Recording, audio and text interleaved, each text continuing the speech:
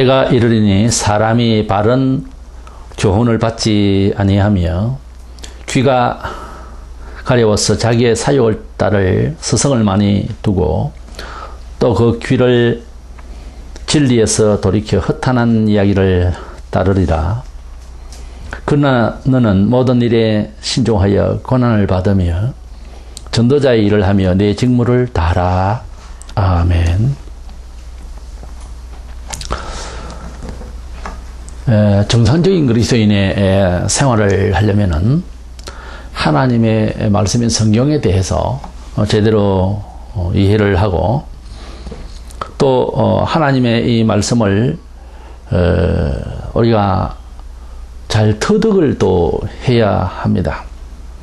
그래서 이 하나님의 말씀을 통해서 우리에게 주시고자 하는 구원의 본래 뜻 그리고 우리가 살아가는데 힘이 되는 참된 말씀을 잘 알아듣고 또 이 말씀을 잘 캐내면은 우리 기독교의 복음 진리라고 하는 것은 시대를 초월해서 얼마든지 우리 생애에 효력을 발생하는 말씀이다 하는 것을 깨닫게 됩니다. 한 번만이라도 그것을 깨닫게 되면 하나님의 성경 진리 말씀 이 복음이라고 하는 것은 엄청난 위력을 발휘할 수 있다고 하는 차원에서 세상 그 어떠한 책이나 어떤 사람의 충고보다 하나님의 말씀을 읽기를 원하고 하나님의 말씀을 따라서 살기를 원해서 하나님이 주시는 말씀을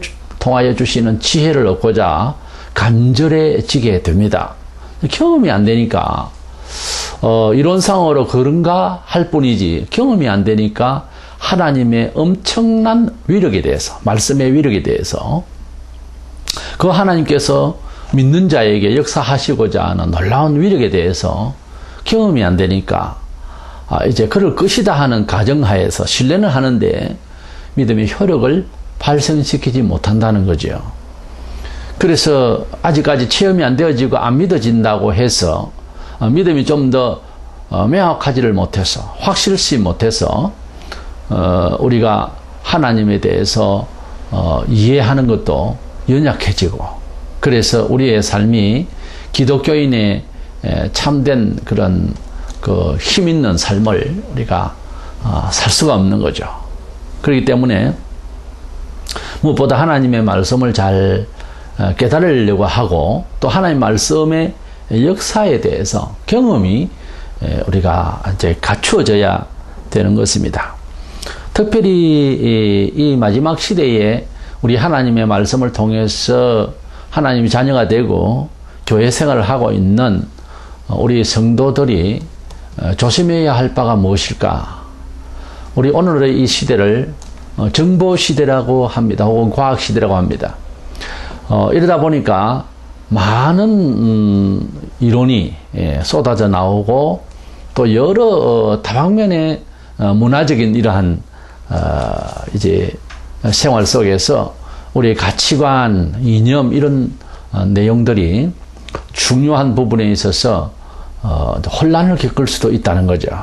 인터넷 통해서 많은 정보가 있지만 그 정보가 또 필요 없는 혹은 가설되고 잘못된 이런 정보도 많이 우리가 접할 수가 있습니다. 또 그나마 교회가 처음 우리 한국교회에 들어왔을 때에는 일단 생소한 그리고 누가 말했던지 이제 전체적으로 평가받을 수 있는 그런 상황이 아니었죠. 그래서 우리가 처음 마치 어느 교회를 가느냐에 따라서 그 교단의 신학들이 조금씩 다른데요. 때로는 완전히 다를 수도 있어요. 또는 십자가는 걸쳐놓고 이단이 되어서 완전히 성경을 다르게 설명해버리는 이런 그 소위 이름은 교회라고 하는 교회들이 많이 있습니다. 이러다 보니까 처음 나가게 되면 그 교회에서 가르치는 것이 마치 성경의 그 전체적인 바른 뜻인 줄로 오해할 수가 있는 거죠. 준비되어 있는 어떤 성경의 상식이나 비교 종교학적인 이런 넓은 견지가 우리 일반 사람에게 없으니까요. 그래서 이러한 마지막 시대에는 많은 교단이 있고 또 신학이 여러 가지로 자유스럽게 많은 사람들의 견해가 있다가 보니까 더더구나 이런 상황에서 좀 더 명확하게 하나님의 전체의 말씀에서 좀 더 정통성이 있는 그런 말씀을 우리가 대한다고 하는 것이 상당히 어려워졌습니다. 이래서 이 마지막 시대에 우리가 크게 위험한 것은 복음이라고 하는 한자어는 굿뉴스, 좋은 소식이라는 뜻이죠. 좀 포괄적으로 말하자면 좋은 소식이라고 하면 우리 사람이 살아가는데 유익한 정보라는 이야기죠. 그런 뜻에서는 우리가 구태여 교회에 안 나와도 좋은 소식이 되는 말들은 세상에 많이 있지 않습니까?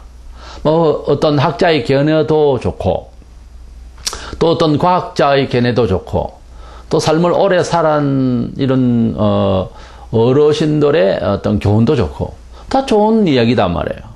또는 덕담이라든가 이런 저런 이 세상에서 우리가 접할 수 있는 좋은 얘기와 좋은 말은 교훈은 얼마든지 있습니다. 그런데 좋은 이야기라고 해서 성경이 말하고 있는 역사하시고자 하고 사후의 세계까지 연결시키는 구원과 기적과 축복의 메시지냐 하면 그렇지 않다 그 말이에요.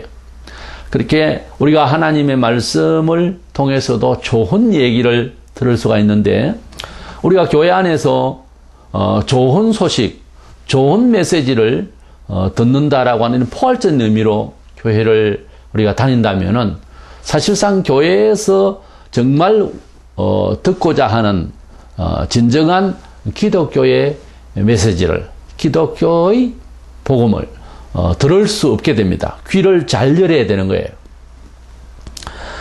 정말 바른 복음, 바른 우리 생애에 있어서 들어야 할 참된 여러 좋은 이야기가 있지만 그 중에서도 제일 좋고 그리고 모든 것을 포함하는 이런 최고의 말씀을 들어야 되지 않겠어요? 어차피.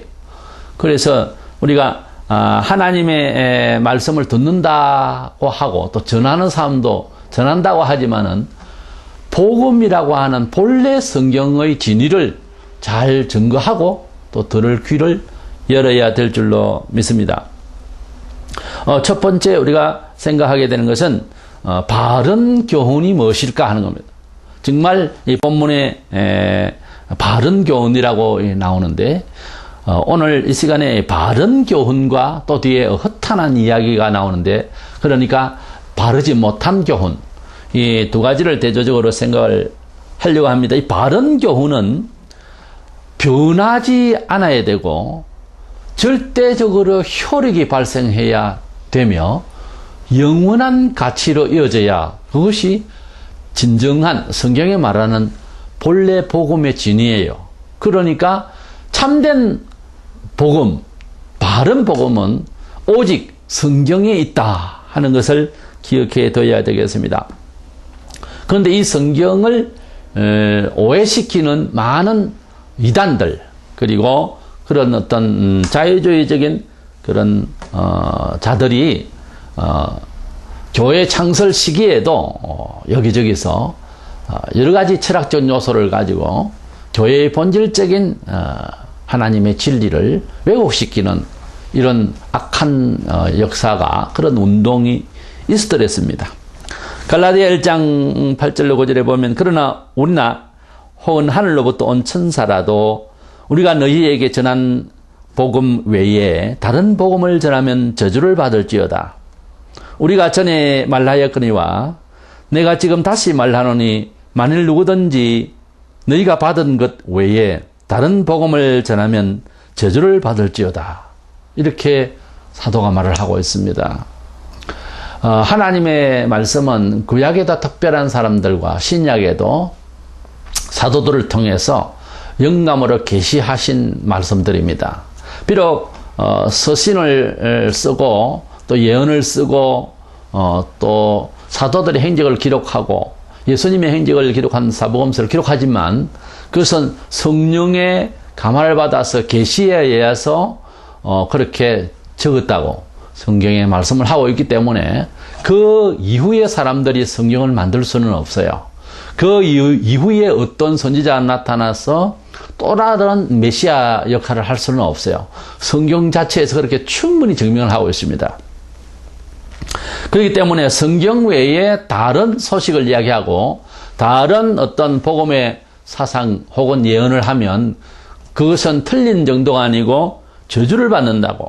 제 말이 아니고 성경에 두 번의 연거푸 저주를 받을 것이라고 이렇게 아주 책망을 하고 꾸짖고 경계를 하고 있습니다.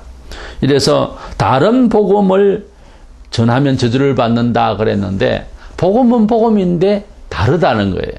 이렇게 다르다고 하는 이 형용사, 다른 복음이라고 하는 이것이 문제인 거죠. 우리 사람은 어느 것이 다른 것이고 본래 원본이 정확한 것이 무엇인가를 잘 모르기 때문에 여기에 이제 혼란을 겪는 거죠.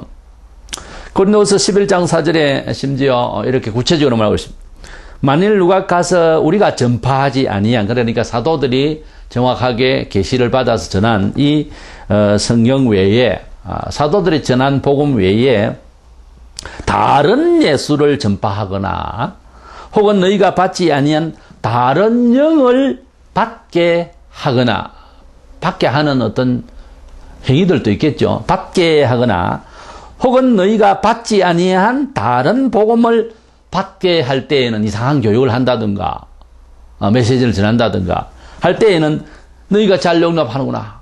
그 당시에도 초대교회지만은 하나님의 참된 예수 그리스도의 사상보다 더 좋게 보이고 더 현실에 맞게 하는 이런 사이비 지도자들이 있었다는 거죠.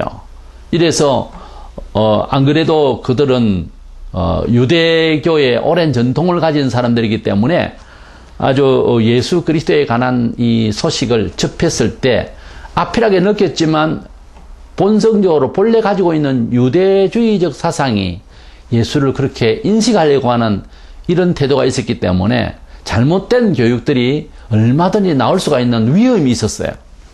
우리나라 같은 경우에는 유교나 불교 사상이 먼저 우리 민족성에 놓여져 있기 때문에 기초를 하고 있기 때문에 기독교가 처음에 들어왔을 때 인식의 그 관문이 우리가 스스로 가지고 있는 신론, 축복론, 내세론을 가지고 하나님 말씀을 이해하려고 하는 그런 사고가 이제 나타나는 거죠.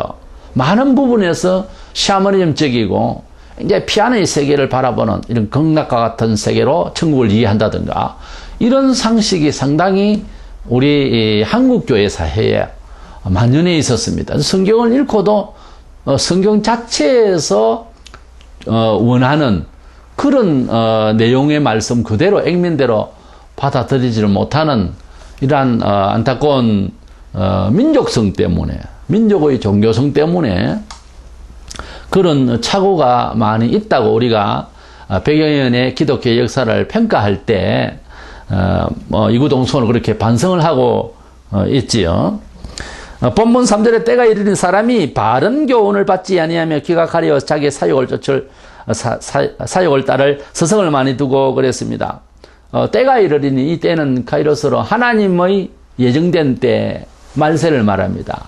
더구나 우리가 온 지구촌이 다 네트워크로 함께 모든 소식을 공유하고 하다 보니까 세계 곳곳의 죄악성과 도덕성 그리고 사건 사고를 통해서 우리가 함께 느끼고 있는 지구촌의 여러 상황들에 대해서 우리가 보면 전에 없이 엄청난 죄와 불안과 공포 속에 살아가고 있습니다. 자연의 큰 변화도 지금 수차례 우리가 겪었고 현재 지금 연속적으로 일어나고 있는 상태고요. 하늘도 마찬가지입니다. 그래서 공중과 지상과 바다까지 엄청난 문제를 야기하고 있고 자원은 고갈되어 가고 있는 이런 말세를 우리가 살아가고 있는 것이 확실시되고 있습니다. 이런 때에 제일 우리가 기독교인으로서 조심스러운 것은 이런 불안의 요소 가운데서 살아가는데 문화적 여건상 사람이 영적으로 불안해지고 나약해질 대로 나약해지는 거예요. 그래서 이런 때에 제일 위험한 것은 바르지 않는 교훈이 우리로 하여금 미혹을 한다는 거죠. 왜냐하면 마귀가 사람을 시험을 할 때에 가장 합리적이고 그리고 가장 문화적이고 가장 생활 속에서 빠르게 접근할 수 있는 방법을 써요. 그러다 보니까 우리 사람이 무엇보다 예수 그리스도가 중요하고 내세 지향적이고 이런 생각을 가지고 있으면 좀 나은데, 그렇지 아니한 대다수의 그 신자들은 현실적인 메시지와 그리고 지상의 삶에 대해서 플러스가 되는 이런 메시지에 대해서 민감하게 마련인 것입니다. 이것을 배후에서 마귀가 역사하기 시작하면은 물질에 대한 축복이라든지 건강이라든지 저건 이 한시적인 세상 것에 집요하게 그렇게 관심을 갖도록 많은 선생들을 이렇게 키우기도 하고 마귀가 별일을 다 합니다. 그래서 선생이라는 사람도 자기도 모르게 거짓 복음을, 다른 복음을 증거하게 되고 또 그 시류에 맞게 전달되고 보니까 민중들은 그 소리가 하나님이 주신 소리 같이 들리는 거예요. 이게 이제 오늘날 마지막 시대의 가장 큰 교회의 난점이 아닌가 하는 점에서 우리가 이 시대를 살면서 조심해야 할 바는 참된 복음인가 하는 것에 대한 잣대를 성경을 가지고서 해야 되니까 항상 읽는 시간이 많아야 되겠지만 그렇지 못할 때에는 성경을 많이 가르치고 제대로 가르치는 스승을 만나서 자기 영혼을 위해서 그렇게 잘 배워야 합니다. 그래서 하나님의 말씀을 끝까지 잘 지고 죽음을 맞이할 때 제일 평안할 줄로 믿습니다. 두 번째로 이제 우리가 알아야 될 것은 참된 진리가 아니면은 보통으로 끝나는 것이 아니고 이상하게도 참된 진리 아니면은 사람은 허탄한 이야기를 쫓을 가능성이 많아요. 항상 하나님의 말씀을 안 따르면 다른 것을 따르게 되어 있습니다. 나는 무종교인이네 해도 그렇지 않아요. 어떤 식으로든지 자기가 이 세상에 살아가는데 의존하고자 하는 우상심리라는 게 사람에게는 있어요. 이것이 절대로 예외 없이 어떤 사람이라도 하나님을 떠나 있는 사람의 영혼의 실존이 그래요. 어딘가에게 의지하고 누군가를 부르고 있어요. 하나님 아버지를 떠나 있는 영혼 상태가 항상 길 잃은 양처럼 성경에 비유하듯이 항상 길 잃은 양은 같이 있던 형제를 기억하게 되고 주인의 목소리를 그리워합니다. 그리고 향방을 모르니까 헤매는 거예요. 이것은 인간의 지구촌의 삶의 모든 것을 보면 얼마나 우리 인간의 영혼 상태가 처참한 상황에서 살아가고 있는가, 하나님을 떠나 있는, 하나님 말씀을 벗어나 있는 상태가 얼마나 그 실존적인 상태가 비참한 상태인가, 방황하는 상태인가. 그리고 그나마 가만히 서 있으면 찾아나가서 데리고 올 수 있는 위치에 있으면 좋겠는데 그렇지를 않아요. 길 잃은 양은 아무데나 헤매거든요. 사람이 하나님을 믿지 않으면 다른 것도 믿지 않고 가만히 서 있으면 좋은데 반드시 다른 것을 의존하게 되어 있어요. 그리고 반드시 다른 것을 따르려고 하는 이상한 의지가 생겨버려요. 아이들보다 어른들은 더 심하되겠죠. 그래서 진리가 아니면 허탄한 이야기를 쫓아간다고 본문 4절에 또 그 귀를 진리에서 돌이켜 허탄한 이야기를 따르리라 그랬습니다. 허탄한 이야기라고 한다면 바로 우리 속말로 쓰잘데없는 이야기라는 말인데 이것은 비진리의 모든 세상에서 하는 소리들입니다. 그러니까 성경 외의 모든 사람들의 말과 연구와 결론과 그리고 많은 논의는 사실상 완벽한 답이 아니에요. 로마서 3장 4절에 사람은 다 거짓되되 오직 하나님은 참되시다 그랬어요. 참되다 거짓되다는 말은 옳고 그르다는 말인데 사람은 다 거짓되다 다라는 괄호 열고 예수 믿는 믿음의 왜 이 말입니다. 그러니까 모든 불신세계 공자고 명자고 노자고 소크라테스고 플라톤이고 그 모든 사람을 지금도 계속 연구하고 있는 그리스도 밖에 있는 영의 세계에는 결론은 그렇다는 거예요. 다 거짓되다는 거예요. 그래서 사회윤리적으로 기만한다는 말이 아니고 사회윤리적으로 무슨 사기를 친다는 말이 아니라 결론에 있어서는 우리 사람으로서 존귀한 인간이 걸어가고 처수를 할 방법은 아니라는 거예요. 약간의 방향을 바꿔보는 것 뿐이에요. 길 잃은 양처럼. 왼쪽으로 왔다가 오른쪽으로 왔다가 한번 폴짝 뛰어봤다가 하는 정도지 가야 할 길을 가는 것은 아니라는 거예요. 길 잃은 양처럼. 이래서 발버둥 많이 칠수록 피곤할 뿐이에요. 그러니까 구원받은 사람과 구원받지 못하거나 또는 관심이 없는 사람의 차이점이 뭐가 있나 하면 구원받은 사람은 구원받을 적에 꼭 보면 공통된 내용이 있어요. 그 자리에 자기 인생을 세웠다는 겁니다. 방황하는 인생을 살다가 어릴 때든 나이 들었던 사업을 하다가 혹은 다른 계통의 일을 하다가 어느 날 예수를 믿었을 때의 심정이 꼭 같아요. 자기가 살고자 하는 세상의 처술 모든 여건과 자기의 자만심에서 모두 다 올수습을 하는 거예요. 그 자리에 모두 다 내려놓고 하나님께서 뭐라고 하시는지를 귀를 열어서 들었다는 거예요. 이것은 똑같습니다. 누가 예수를 믿어도 처음 믿었던 때의 자세예요. 그 자리에 서 있어야 됩니다. 그래서 세상 사람들이 마치 브레이크가 고장난 것처럼 논스톱으로 그냥 무섭게 내리막길을 막 손살같이 그것도 똑바른 길도 아닌 그런 굽은 길을 산에서 막 가속을 내서 가는 것과 같은 그런 상황과 같아요. 근데 이것을 제동을 해야지 꼭 제동장치가 고장난 것처럼 살아가는 이 세상의 형편에서 예수를 믿을 때의 사람들은 전부 그 자리에서 각 사람마다 다 다른데 세웠다는 거예요.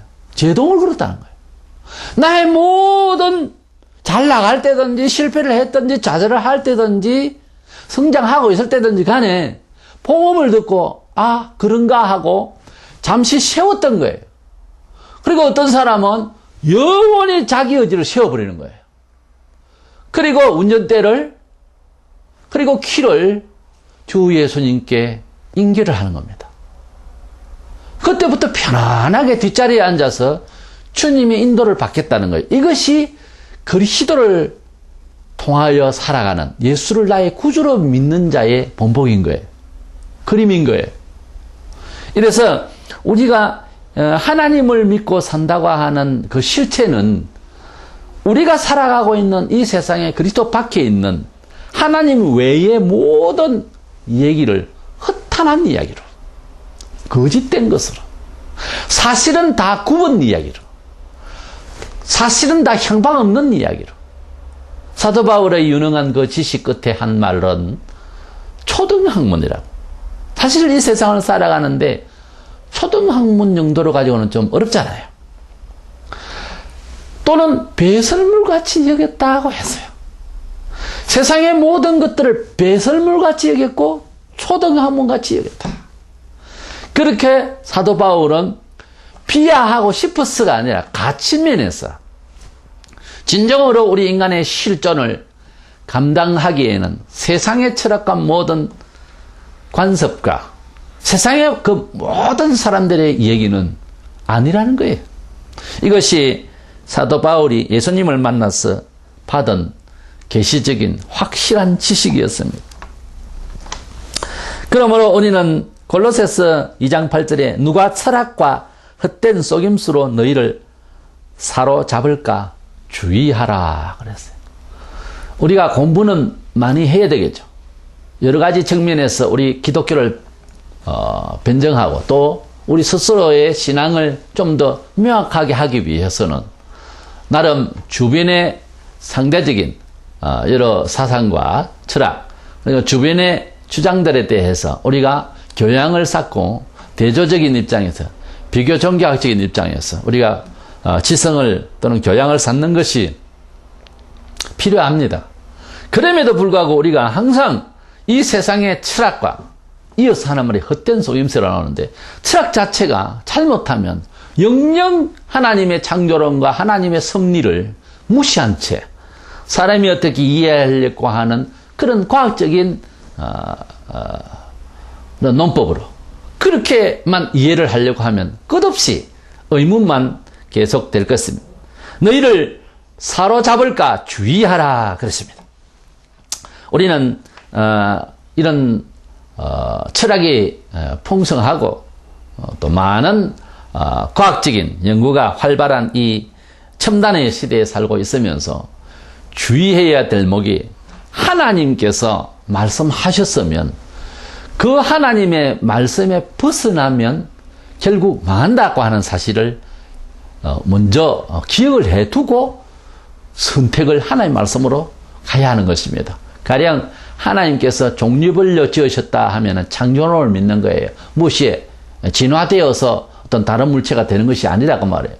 또 하나님께서 남자와 여자를 지으셨고 남자와 여자를 통하여 아이를 생산케 하셨다 했으면은 그대로 가는 겁니다. 그런데 남자가 여자스럽게 된다든가 여자가 남자이고 싶어 한다든가 이런 과학적인 어떤 그 힘을 빌어서 그렇게 자기 신체 구조를 바꾼다든가 이건 하나님 앞에서 형벌 받는 일입니다. 그리고 그런 걸 통해서 대중들에게 알리게 되면은 정서상 큰 죄를 짓고 있는 거예요. 그리고 동성결혼이라든가 이러한 얘기가 성경에서 도저히 용납이 안 되기 때문에 또 그 동성 연애에 대한 이러한 동성 결혼에 대한 성에 대한 문제를 성경에는 이미 소돔 때부터도 그런 내용이 나오는데 이것은 형벌 받을 일로 되어 있어요. 그렇기 때문에 어떤 면에서는 시간을 할애하면서 연구를 할 내용이 아니에요. 기독교인의 학자가 이런 걸 가지고 연구를 하고 논문을 쓸 일이 아니라고 말해요. 하나님께서 말씀하셨으면 아니라는 거죠. 하나님께서 허락하지 않는 범위는 연구를 안 하는 겁니다, 원래. 가령 예수를 믿는 집안의 아이가 유아 때 죽었다고 칩시다. 구원을 받았는가 안 받았는가에 대해서 명확하게 성경에는 없지만은 믿음의 자녀에 대한 축복이 있어요. 그래서 이는 하나님의 특히 또 세례를 받게 되고 이러는데 또 세례 받지 못한 상황에서까지도 죽을 수는 있어요. 하나님의 자녀의 계통이라는 이러한 구약의 어떤 축복의 자녀의 포괄적인 의미로는 구원을 받는다고 볼 수 있습니다.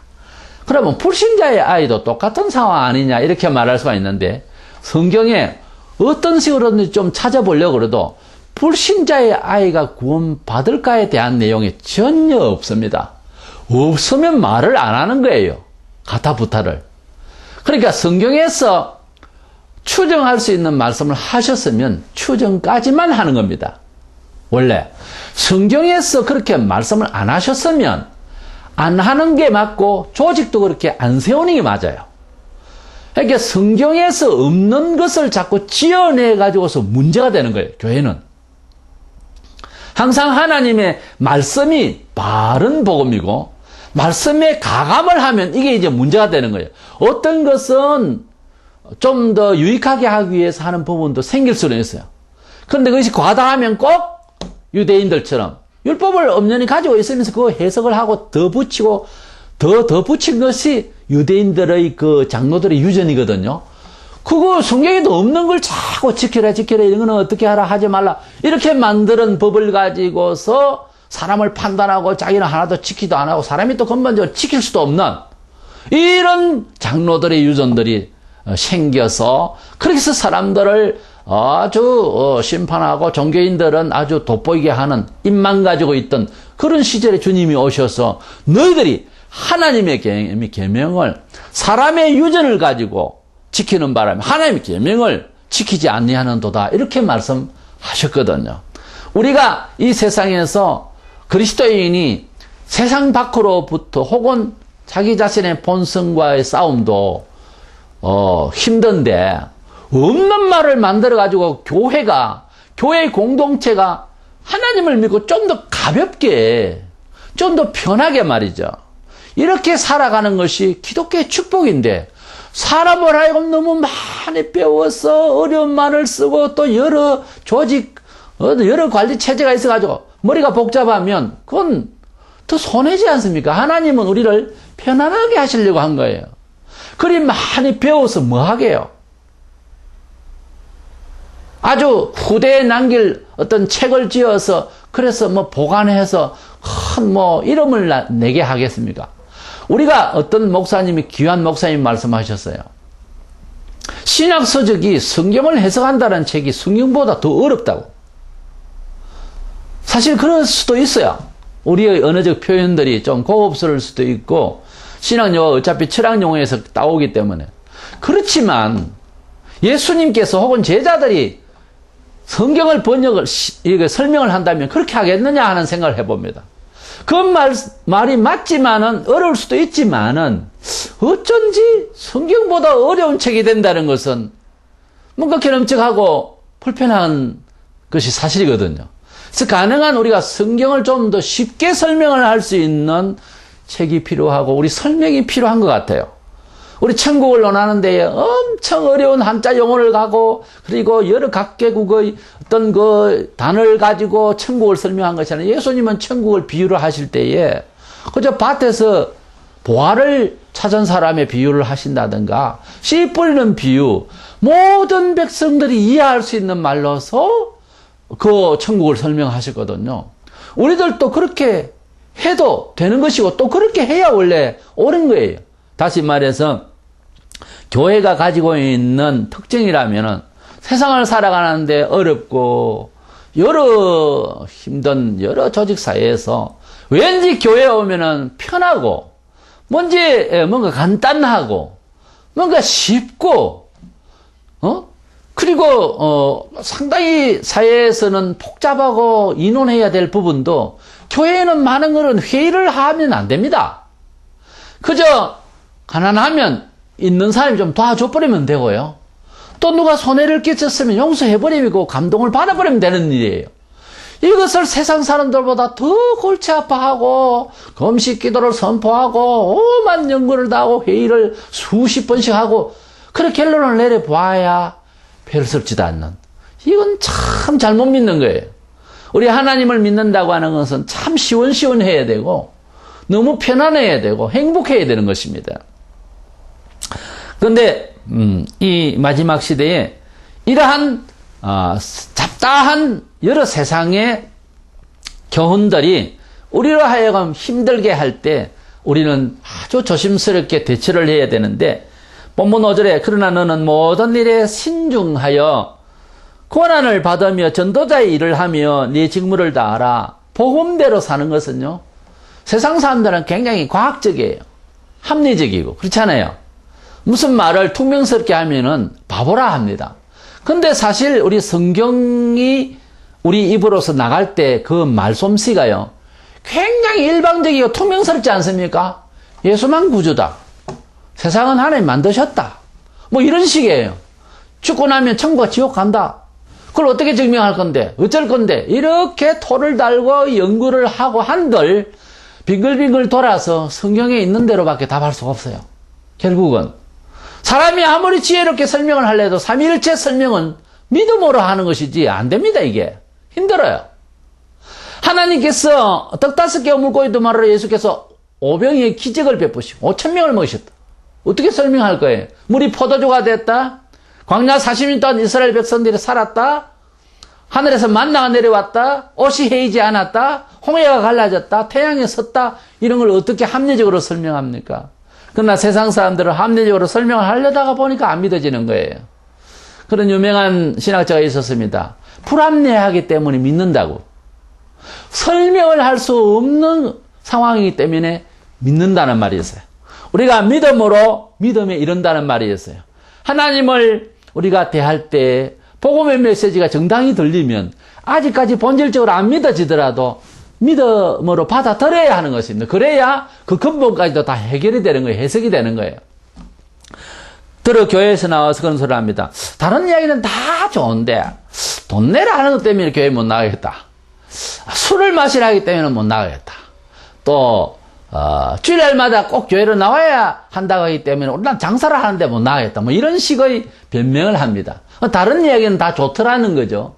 근데 좋으면 그대로 다 함께 받아들였어요. 그러면은 해석이 되고 해결이 됩니다. 근데 그렇게 안 하려고 하니까 문제가 생기는 거죠. 일단 우리들도 처음 믿을 때에는 전부 다 알아서 믿은 건 아니에요.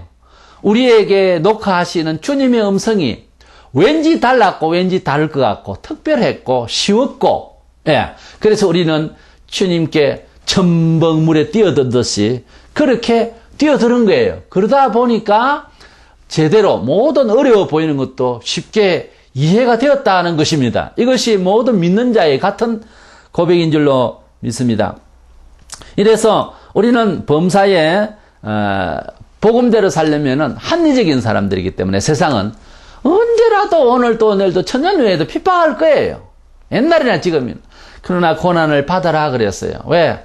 너무나도 옳기 때문에 그 옳음에 대해서 아직까지 연구 중에 있는 사람들은 비난하고 핍박하게 되어 있는 거죠. 그러니까 전도자의 일을 하며 그랬잖아요, 본문에. 그러니까 도를 전하라는 거예요. 일단 무시하라는 거 안 된다는 거예요. 대화로서는 다 안 되는 거예요. 그래서 기독교를 대화의 종교라고 할 수 있느냐 하는 논의가 있었어요. 한때는. 기독교는 대화의 종교가 아닙니다. 선포의 종교예요. 어쩔 수가 없어요. 대화로 풀 수가 있는 부분이 아니에요. 진리를 놓고 어떤 부분을 하나 논제를 놓고 우리가 이성적으로 세상 사람들과 함께 합리적으로 대화가 되는 것 같아도 안 됩니다. 절대로 못 받아들여요. 왜냐하면 이미 고장이 나 있기 때문에 하드웨어야 고장이 나고 소프트웨어 문제가 있기 때문에 새 프로그램이 들어가서 작동이 안 되는 거와 꼭 같습니다. 아무리 거기에 바이러스를 없애고 하다 정리를 하고 이래도 거기에 오작동이 일어날 수밖에 없는 상황이 되어 있으면은 소프트웨어가 돌아가질 않습니다. 꼭 그와 같은 거예요. 그러니까 어쩔 수 없이 사람이 개조돼야 되고 새로운 프로그램을 깔아야 되기 때문에 완전 개조가 되지 않으면은 하나님의 참된 음성을 못 알아듣죠. 우리가 마지막 시대에 그러면 이 허탄한 이야기 중에 두 가지로 집약을 해서 제일 조심해야 될 게 첫째로는 물질주의입니다. 야고보서 5장 3절에 보면 너희 금과 은은 녹이 썰었으니 이 녹이 너희에게 증거가 되며 불같이 너희 살을 먹으리라. 너희가 말세에 재물을 쌓아도다 그랬습니다. 이 마지막 시대에 돈을 사랑하게 될 것이라는 거예요. 히브리 13장 5절에 돈을 사랑하지 마라. 디모데전서 6장 8절에 우리가 먹을 것과 입을 것이 있은즉 족한 줄로 알라. 우리가 돈이 필요합니다. 긍정적인 측면에서 돈이 있어야 선을 베푸는데 용이해요. 그러나 돈을 사랑한다고 하는, 돈의 힘만 믿는다고 하는 것은 이것은 성경이 원하는 것이 아니에요. 이것은 벌써 돈이 우상이 되었고 신의 권위를 거기에 이제 이양하는 거예요. 그 때문에 항상 하나님의 뜻 가운데서 이 돈이 생겼는가, 하나님 뜻 가운데서 이 돈이 필요한가를 묻고 쓰는 거예요. 묻고 소유해야 되는 거예요. 그래서 돈을 사랑하고 있는 것이 아닌가. 우리가 돌이켜보면 많은 부분에서 우리가 돈의 위력을 믿고 있는 건 아닌가 생각해야 될 것입니다. 두 번째로 마지막 시대에 우리가 조심해야 될 것이 개인주의입니다. 본래 교회는 어느 나라 어느 시대 어떤 사실 교단이든 주 예수 안에서 하나입니다. 근데 우리가 초신자 때는 저도 그런 생각을 가지고서 늘 사람을 대하고 또 그런 느낌을 많이 받기도 했는데 요즘 그렇습니까? 우리가 각각 교회고 교회 안에서도 아주 끼리끼리입니다. 이게 참 현실적으로 교회 사회가 하나님 앞에 원만하지를 못해요. 교회는 원래 하나예요. 하나란 말입니다. 본문 3절에 보면 말세가 되면은 자기의 사역을 쫓을 그런 딸을 스승을 많이 둔다 그랬고, 디모데후서 3장 2절에 보면 사람들이 자기를 사랑한다 그랬어요. 그래서 이 개인주의가 심화되기 때문에 이 마지막 시대에는 그리스도 안에서 한 공동체의 의식이 완전히 깨어져 있습니다, 사실은. 그래서 자기 입지, 자기 개인의 이제 영광을 위해서는 복음이 사회화되든지 뭐 다원화되든지 관계없다는 거예요. 자기 정치 속에 자기가 잘나 보이면 그만인 거예요. 우리가 내가 죽고 우리가 함께 십자가를 진다고 하는 것은 서로가 하나가 되기 위해서 낮추는 거예요. 자기를 비우는 거예요. 이 자기 자신의 존재에 집착하다 보니까 사분노열이 되고 고소 고발이 끊이지 않고 그렇습니다. 교회라고 하는 것은 그리스도 안에서 한 지체라고 했어요. 우리가 한 몸을 가지고 한 지체라고 하는 차원에서 우리의 기독교 생활이 진전이 있어야지, 뭐 따로따로 연구하고 뭐 따로따로 교회가 한 사상에 움직이지 아니하고 뭐 사분오열이 되어 가지고서 우리가 하나님 앞에서 교회가 세상을 향해서 하나 되게 하신 하나님의 음성에 대해서, 주님의 명령과 그 권면에 대해서 어떻게 증명을 할 거예요? 이래서 이것이 다 개인주의에 치우쳐서 세상 사람들이 얼마나 이게지고 개인적입니까? 누가 죽든지 말든지 그저 내만 장사하면 된다 하는 식으로 얼마나 이 사회가 흉악하게 되어 있는지 모릅니다. 이런 것을 성도들이 그대로 답습을 한다면 이건 큰 문제지요. 우리는 이 마지막 시대에 바른 교훈의 성경 말씀을 따라서 우리의 삶을 항상 이제 닮아가려고 하고, 이 세상의 모든 이야기는 옛날이나 지금이나 사실 헛된 소리예요. 이러한 곳에서 특별한 인생관이 있는가 하고 이렇게 기다리지 말고 우리 하나님의 말씀 안에서 그저 말씀이 주시는 진리 안에서 사유하고 또 우리 생각을 돌이키고 그러한 삶을 통해서 이 마지막 시대에 정말 하나님의 참된 복음 안에서 다른 복음, 다른 예수, 다른 영이 아닌 오직 성경의 예수, 성경의 영, 성경의 복음만이 우리를 꼭 붙들어 주시는 역사가 계속되기를 축원합니다.